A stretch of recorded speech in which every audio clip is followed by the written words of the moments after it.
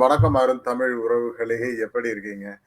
So அரசியல் முதிர்ச்சியற்ற விஜயோட பேச்சு, முதல்வர் மு.க. ஸ்டாலின் அவர்களோட டெல்லி பயணத்தை அரசியலாக்குவது முட்டாள்தனம் அப்படின்னு தெரியாம கூட, அதாவது அரசியல் அரசியல் வந்து தெரிஞ்ச இபிஎஸ்ஸே வந்து அப்படிதான் பேசிட்டு இருக்காரு. காரணம், அவர் ஒரு எதிர்க்கட்சி தலைவர் அப்படிங்கிறதுனால ஏதோ ஒண்ணு அ கட்சி ஏதாவது ஒண்ணு பேசி ஓட்டணும் இல்லையா? அதுக்காக ஓட்டிட்டு இருக்காரு.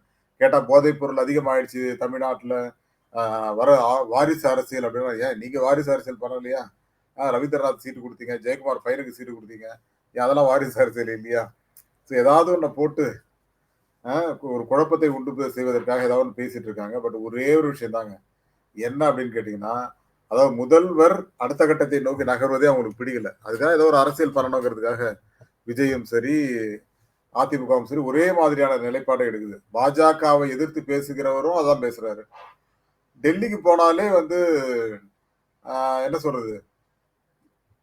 இடியை இடியை தடுப்பதற்காக, இடி விசாரணையை தடுப்பதற்காக தான் போனாரு அப்படின்னு. அப்ப 2, 3 முறை எடப்பாடி கூட டெல்லிக்கு போயிட்டு இந்த ஒரு 6 மாசத்துல. அப்ப அவரும் அதுக்காக தான் போயிருக்காரு. அதுவும் கார மாத்தி மாத்தி போனாரே. இவரு ஒரே கார் அத அபிஷியலா சொல்லிட்டு டெல்லிக்கு போய் அபிஷியலா அவர பார்த்துட்டு வந்தாரு. நிதி ஆயோக் கூட்டத்துல மோடி அவர்களே பார்த்துட்டு வந்தாரு. இவர் வந்து மறைமுகமால ஓடுனாரு இல்லையா? அப்படிதானே சொல்ல முடியும் இல்ல. அப்படின்னா என்ன அர்த்தம் அப்படிங்கிறதும் இருக்கு இல்ல. சோ இந்த புரிதல் 2 பேருக்குமே இல்ல. சோ இத பற்றி ஒரு விரிவான தகவலை பார்க்கலாம். அதுக்கு முன்னாடி உங்களுடைய கருத்துக்கள் வரவேற்கப்படுகின்றன. அதுக்கு நம்ம சேனல லைக் பண்ணுங்க, சப்போர்ட் பண்ணுங்க, சப்ஸ்கிரைப் பண்ணுங்க. உங்கள் நண்பர்களுக்கு மறக்காம ஷேர் பண்ணுங்க. விஜய் தன்னுடைய அரசியல் வாழ்க்கையை ஆரம்பித்திருக்கிறார். கோலாகல ஸ்ரீனிவாசன் கூட ஒரு சில தொகுதிகள்லாம் 12% குடுத்திருக்காரு. ஒரு சில இடத்துல 5% குடுத்திருக்காரு. ஒரு 7, 8% அப்படின்னு தொகுதி வாரியா குடுத்திருக்காரு. நம்ம சொன்ன அடிப்படையில தான் விஜய்க்கு ஓட்டு அப்படிங்கிறாரு. என்ன அப்படின்னா திமுக ஓட்ட அதிமுகவும், அதிமுக ஓட்ட திமுகவும் போட்டாரு கோலாகல ஸ்ரீனிவாசன். அத கூட நேத்து நம்ம விரிவா பேசியிருந்தோம் நேத்திக்கு நைட்டு. அது கிட்டத்தட்ட 139 இடங்கள் அதிமுக வெல்ல போகிறது. அதாவது 119லிருந்து 139 தொகுதிகள் வரைக்கும் அதிமுக கூட்டணி வெல்ல போகிறது அப்படின்னு குடுத்திருக்காரு. பாப்போம் இதெல்லாம் இன்னும் அவர் முழுசா வெளியிடல. அவரோட குடுத்த ரேஷியோவ நான் அப்படியே எடுத்து கால்குலேட் பண்ணி நேத்து சொல்லியிருக்கேன். அதே போல விஜய் அவர்களோட அரசியல் முதிர்ச்சியற்ற பேச்சு. அதே போல விஜயோட தொண்டர்களும் அப்படிதான் இருக்காங்க அப்படிங்கிறதுக்கு மிகச்சிறந்த உதாரணம் என்ன அப்படின்னா, மதுரையில 1,10,000 வாக்குகள் வித்தியாசத்தில் வெற்றி பெற செய்த மக்களுக்கு நன்றின்னு ஒருத்தர் போஸ்ட் ஓட்டுறாரு. எவ்வளவு அறிவிலித்தனமான விஷயங்கள் பாருங்க. முதல்ல 20,000, 30,000 ஓட்டு அதிகமா வாங்கி ஜெயிக்கிறீங்களா பாருங்க. அதுவே அதிகம். அதுவே டஃப். இவங்க உடனே வந்து மிகப்பெரிய அளவுல ஒரு போஸ்ட் அடிச்சு ஒட்டி, அதிக பிரசங்கித்தனம் அப்படிங்கிறதுக்கான உதாரணம் விஜய் ரசிகர்கள். நான் என்ன கேட்கிறேன், இப்போ கோயம்புத்தூருக்கு விஜய் போனாரு. கிட்டத்தட்ட ஒரு 400, 500 பேர் பின்னாடியே ஓடுறாங்க. அந்த இதுல. 5,000 பேர், 10,000 பேர் கூட வச்சுக்கங்க. அந்த 10,000 பேர் ஓட்டு போட்டுருவாங்களா அப்படின்னு கேட்டா, விஜய் என்ற நடிகரை பார்ப்பதற்காக சென்ற கூட்டம் அது. ஓட்டு போடுவாங்களா இல்லையாங்கிறது அதுக்கப்புறம் பார்த்துக்கலாம். புரியுதுங்களா? இப்ப நானே ஒரு இடத்துக்கு போறேன். இப்ப மாதவன் வந்தார். நாங்க ஸ்ரீலங்கா போயிருந்தப்போ, அங்க அவர பார்த்து பேசிட்டு இருந்தோம்னா, உடனே நான் ஒரு மாதவன் எலக்ஷன்னா ஓட்டு போடுறேன்னு அர்த்தமா? அப்படி கிடையாது இல்ல. அதே மாரி தான் அது. இப்ப முதல்வர் வராரு. முதல்வர் வராருன்னா, ஒரு 50,000 பேர் கூடுறாங்க. 2 பக்கமும் நிக்கிறாங்க. முதல்வர் மனு வாங்கிட்டே போறாரு. இந்த பக்கம் மனு வாங்குறாரு, அந்த பக்கம் மனு வாங்குறாரு. இங்க ஏடிஎம்கே காரனும் இருப்பான். அதாவது மக்களைத்தான் அவர் சந்திக்கிறாரு தவிர, திமுக காரங்க மட்டும் வாங்கன்னு சொல்லல அவரு. அதிமுக காரனும் அது மனு குடுப்பான். திமுக காரன் மக்களாக வந்து மனு குடுப்பாங்க. அது வேற விஷயம். பட் அந்த விஷயத்த இவங்க எல்லாரும் ஓட்டு போட்டாங்கன்னா, நம்ம வந்து 60 லட்சம் ஓட்டு வாங்கிடலாம். 60 லட்சம் உறுப்பினர்கள் இருக்காங்க. எல்லாருமே இளைஞர்கள். அந்த இளைஞர்கள் அவங்க பேரண்ட்ஸ் ஓட்டு போட வச்சா நமக்கு 1,80,00,000 ஓட்டு விழுந்துரும்.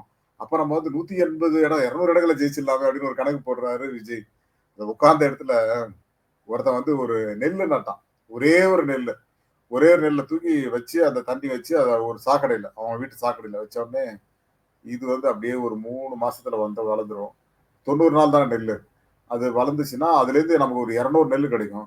அந்த 200 நெல்ல போட்டோம்னா, அந்த 200 நெல் இன்டு 200 எவ்வளோ ஆச்சு?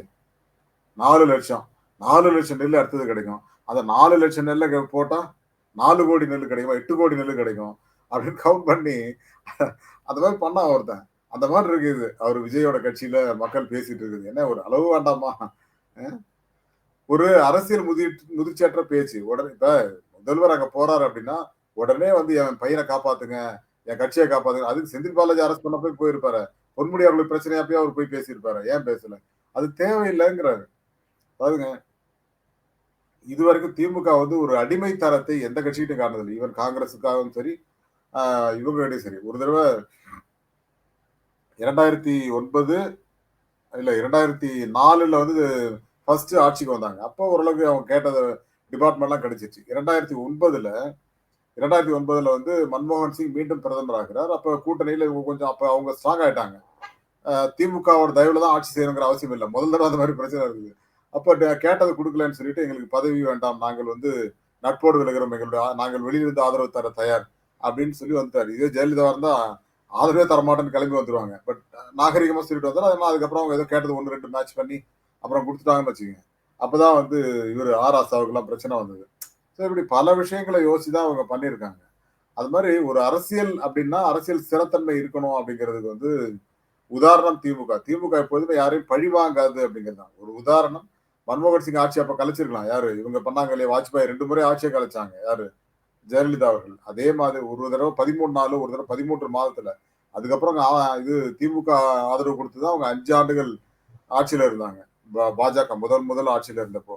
அந்த நன்றி விசுவாசம் கொஞ்சம் கூட பாஜகவுக்கு இல்லன்னு வச்சுக்கங்க. அது வேற விஷயம். ஆனால் இப்போ திமுகவை பொறுத்தவரைக்கும் ஒரு நிலைப்பாடு எடுத்தாங்க அப்படின்னா, அந்த நிலைப்பாடுல கடைசி வரைக்கும் இருப்பாங்க. எப்பவுமே ஜெயலலிதா மாரி அவசர குடுக்க மாரி ஒரு முடிவு எடுக்கிறது அதெல்லாம் பண்ண மாட்டாங்க. அது வந்து எப்பவுமே உண்டு. அததான் நான் சொல்லிட்டு இருக்கேன். அந்த மாரி விஜயும் ஒரு தீர்க்கமான முடிவுகளை எடுக்க வேண்டும். தமிழ்நாட்டு மக்களுக்கு எது நன்மையோ அத செய்ய ஆரம்பிங்க.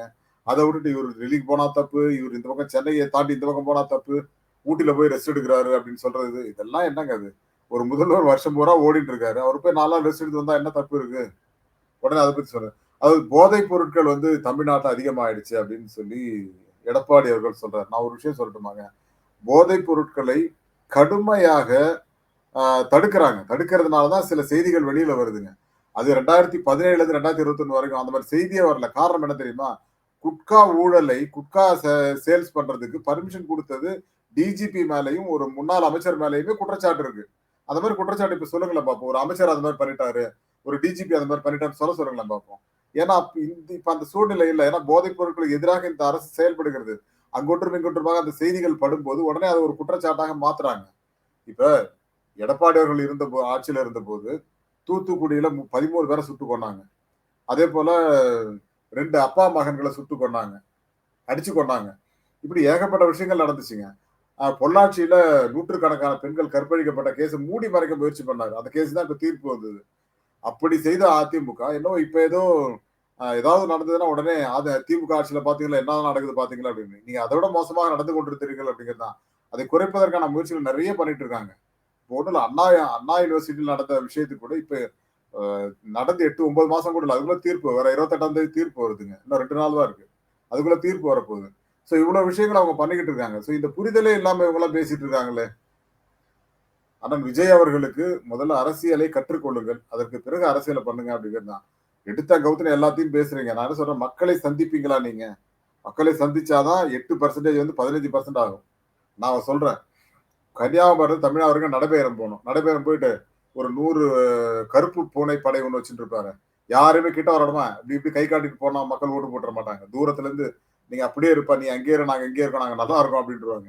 மக்களை நெருங்கி பழகணும். எம்ஜிஆர் அதைத்தான் செய்தார். புரியுதுங்களா? கலைஞர் அதான் செஞ்சாரு. இன்னைக்கு மு.க. ஸ்டாலின் அவர்கள் கூட எந்த ஊருக்கு போனாலும் சரிங்க. காலையில நடைப்பயணம்ங்கிற பேர்ல மக்கள சந்திக்க போயிடுறாரு.